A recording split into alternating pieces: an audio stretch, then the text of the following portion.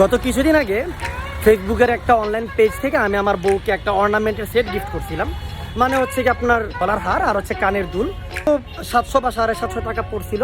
তো জিনিসটা দেখতে খুব সুন্দর। তা আমার ওয়াইফকে যখন আমি গিফটটা করলাম ও খুব খুশি হয়েছে। হ্যাঁ, তো তার কিছুক্ষণ পরে দেখলাম যে আমার বউয়ের মন খুব খারাপ। হ্যাঁ, আমি জিজ্ঞাসা করলাম যে কি ব্যাপার, তোমার মন খারাপ কেন? তো ও বললো যে দেখো, তুমি যে আমার ওই অর্নামেন্টটা দিচ্ছ এটা তো খুবই সুন্দর, কিন্তু এইটার সাথে ম্যাচ করায়া পরার মতো আমার কাছে কোনো জামা নাই। তা আমি বললাম যে আমি তো অ্যাকচুয়ালি তোমাকে জামার সাথে ম্যাচ করা পড়তে এই জন্য দিলাম, আমার অর্নামেন্টটা ভালো লাগছে আমি এই জন্য তোমাকে দিচ্ছি, ঠিক আছে?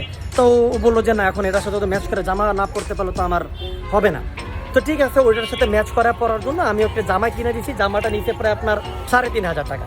তো জামা কিনা দিলাম, জামা কিনা দেওয়ার পরে দেখি যে ওর মন খারাপ। তো কি হয়েছে বলে যে জামা হয়েছে, তারপরে অর্নামেন্ট হয়েছে, কিন্তু এই জামা অর্নামেন্টের সাথে ম্যাচ করে পরার জন্য আমার কোনো জুতা নেই। তো তো ঠিক আছে, ম্যাচ করে পরায় দেওয়ার জন্য আমি জুতা ওরে কিনে দিয়েছি। জুতাতেও আমার প্রায় মোটামুটি ধরেন 2000 টাকার মতো চলে গেছে, 1800 বা 2000 টাকার মতো খরচ হয়েছে আর কি।